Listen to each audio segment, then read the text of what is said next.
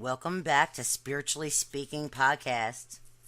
Healing energy can be channeled into and through the body via the hands, crystals, or even feathers, and it restores the body's natural balance and health. So today, we're going to talk about 6 different tools that you can use to channel in energy healing. So stay tuned, and I'll be right back. Welcome to Spiritually Speaking Podcast. My goal is to teach you the elements of spirituality that will show you how to find your passion and purpose in life.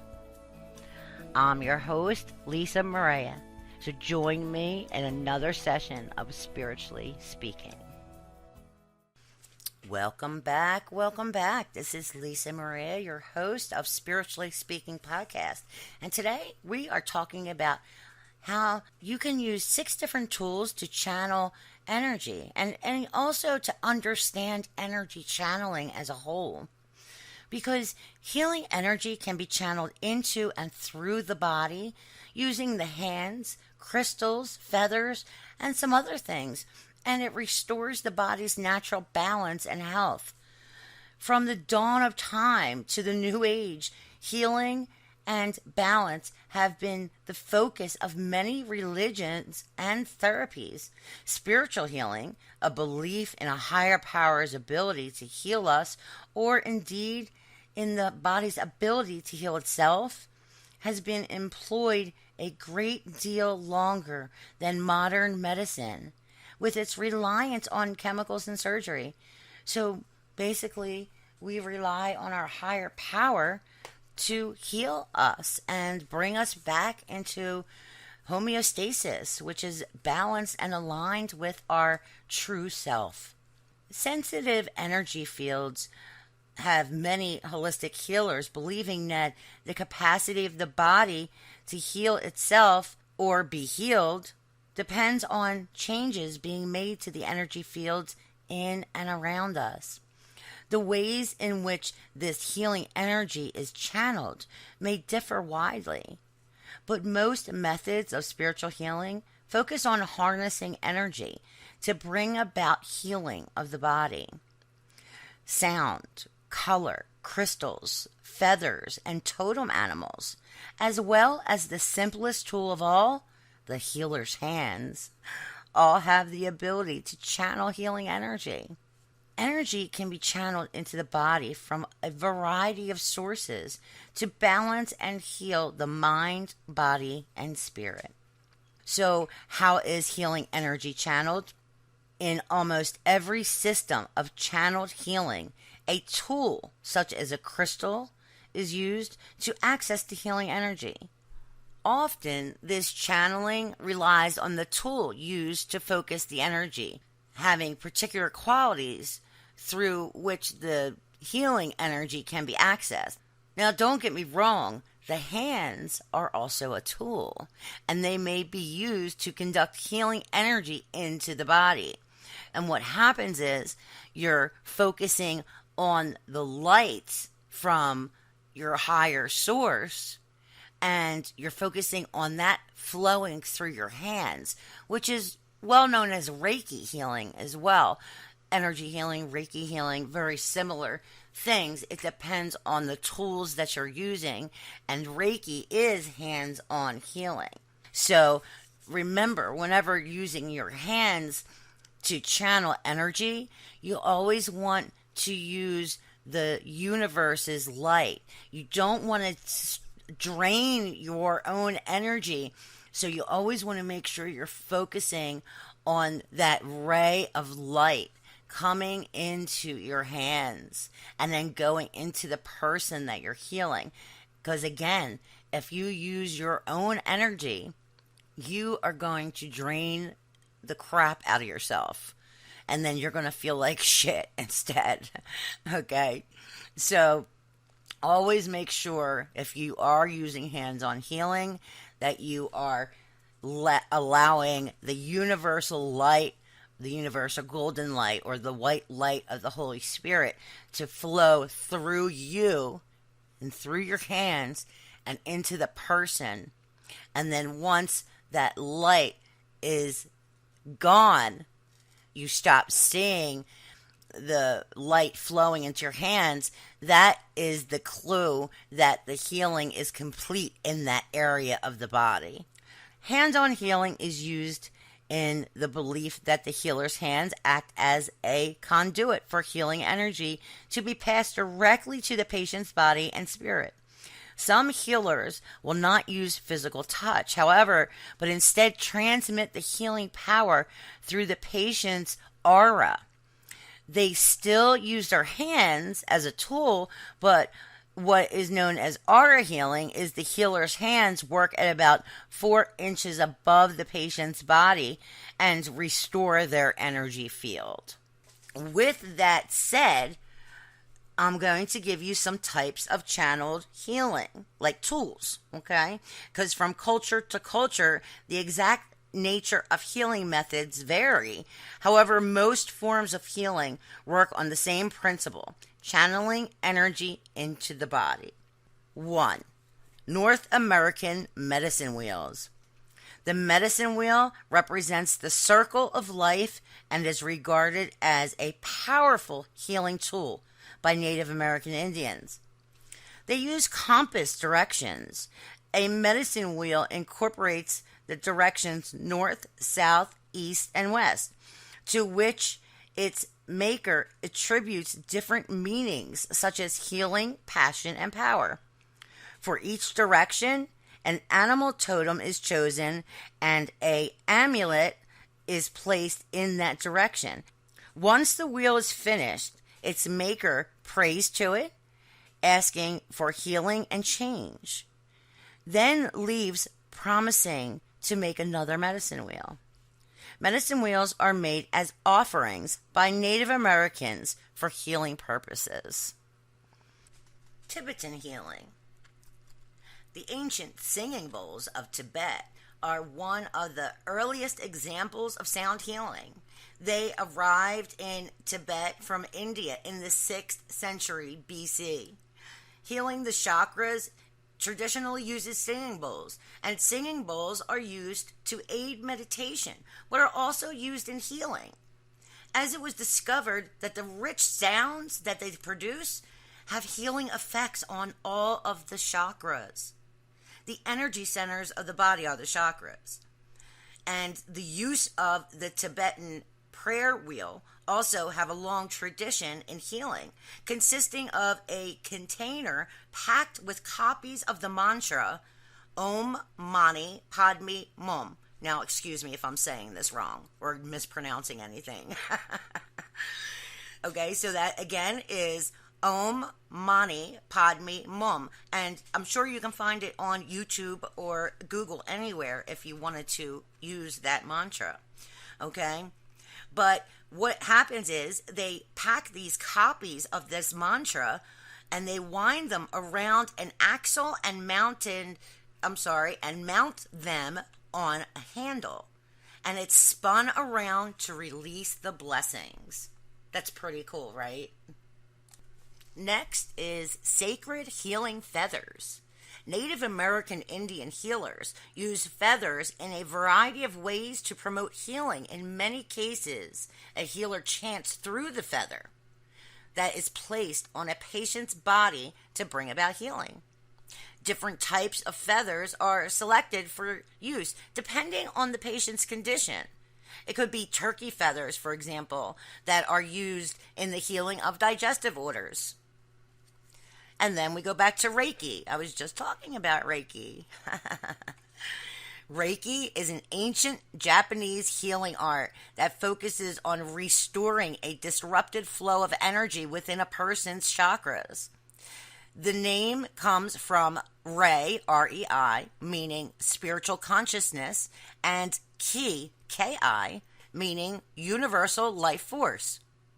In Reiki, the hands are the tool through which the Reiki practitioner passes energy to your body to activate its self-healing abilities. And in Reiki, the hands are used as a conduit to rebalance energy. Now, next is sound healing. And this can also relate to the Tibetan healing that we just talked about, which is the singing bowls. Sound healing is based on a similar principle that is used in crystal healing, which we're going to review next. Everything has its own vibration, including the organs of our bodies. But when the vibration is incorrect, the body is subject to disease. By exposing the body to the correct vibration, which is projected electronically or using the voice, that balance and health can be restored. Now, I want you to really pay attention to that, and I'm going to repeat it. Sound healing is based on a similar principle that is used in crystal healing. Everything has its own vibration, including the organs of our bodies. But when the vibration is incorrect, the body is subject to dis-ease. And by exposing the body to the correct vibration, balance and health can be restored. Sound vibrations can be used to restore the body's natural aura and energy levels. I am getting chills, people, while I'm saying this, and that's my sign from Spirit that this is correct and important information. And next I'm going to review crystal healing. Okay, because crystals, people don't realize how much energy crystals hold. Okay, and I always call them record keeping machines. It's like they literally keep records of what is going on in and around them from as they pass through people's hands. This is why it's so important to keep your crystals cleansed, because if you use them to clear away something negative, you want to clean it out of the crystal, so this way it doesn't come back into you and pass back and forth. Okay? So crystals contain a specialized energy that can be harnessed in another healing technique. Crystal healing has been used for many centuries by healers. It goes from the ancient Egyptians to the shaman of Native America. Due to their perfect atomic structure. You hear that? They have a perfect atomic structure. Crystals provide an energy with which the body can retune itself. In other words, crystals have a perfect atomic structure. That's the structure we want our bodies to be in, a perfect atomic structure. During a crystal healing session, a selection of crystals will be placed on or around you according to the healer's assessment of the appropriate energy for your condition. And every crystal holds different healing powers and healing abilities. I always say crystals choose you. Okay, when you're attracted to them, it's because they're calling out to you. So, and sometimes, I'll tell you, even when you go, ew, oh, that's an ugly crystal, it's because there's something else that has to be healed in you that you don't want to see, and you're basically resisting it. With that said, I want to talk to you a little bit about understanding your aura, which is the energy field that surrounds the body. And it can provide clues to your health and emotional state, however your aura is showing up, okay?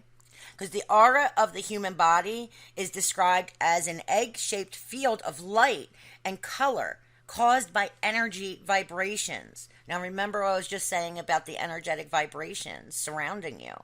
And this week for your freebie, I am going to give you a chart that can interpret the colors of your aura and what they mean and the emotional, mental, and physical indications that could be affecting you in your life and what you need to balance. To get your freebie, you can go to www.spiritualonlinecourses.org/free-resources.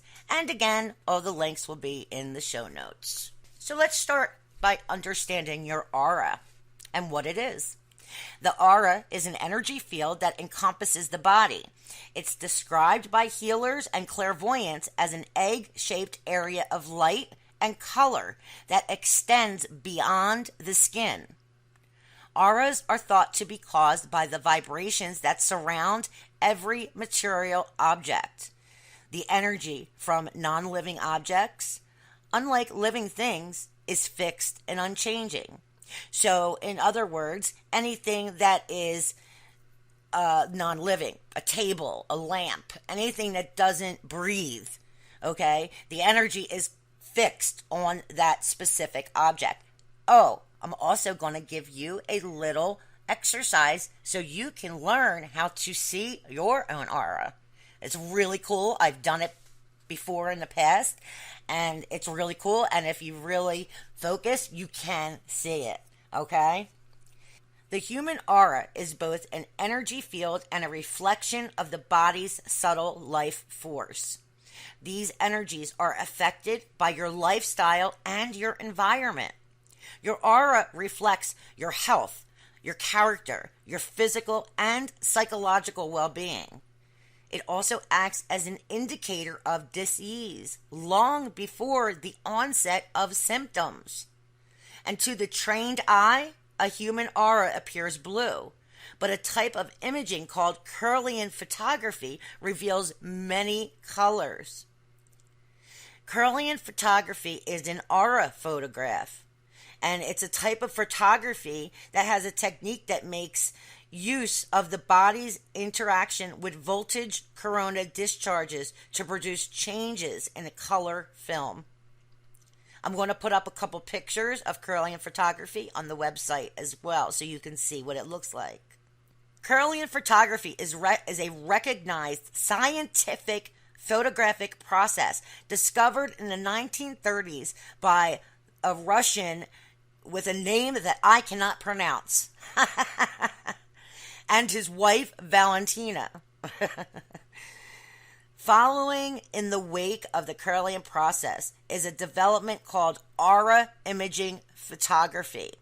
This was introduced in 1992 by Guy Coggins, an entrepreneur with a background in electronic engineering. Coggins' Aura Camera 6000 is a combined optical electrical system that produces a Polaroid photograph of the person with his or her electromagnetic field. That is so cool. I want one of those cameras. I'm going to look into it more, and if I find out more information, I will let you guys know. So, learning how to read auras. Various techniques can help you read your own aura or someone else's aura, and these include learning to interpret the meanings of auric colors, and that's the chart that I'm going to give you. Okay? So here's how you see your own aura. And you don't have to be psychic or clairvoyant to see the energy that surrounds you. So try this exercise to see if you can perceive your aura. 1. Turn out the lights and lie down on your bed. Leave your curtains open or allow in natural light somehow. 2. As you lie still on your bed, put your hands above you and hold them apart at their full length. Concentrate on the outstretched hands to try to see your personal aura. 3. Don't stare too hard. Just gaze at your hands. 4. Move your hands slowly together until your fingertips are almost but not quite touching. You'll notice that a cloudy blue haze appears around your hand. This is your aura. Now, when I do that, it's more white than blue. So think about a cloud, like the color of a cloud. That's pretty much what it looks like because it sort of has a bluish tint to it. Okay? So, how do you see someone else's aura? 1. Stand a friend in front of a softly illuminated plain white background. Make sure there isn't anything around her or him that can distract you. 2. Choose one spot on your friend's body at which you want to look at.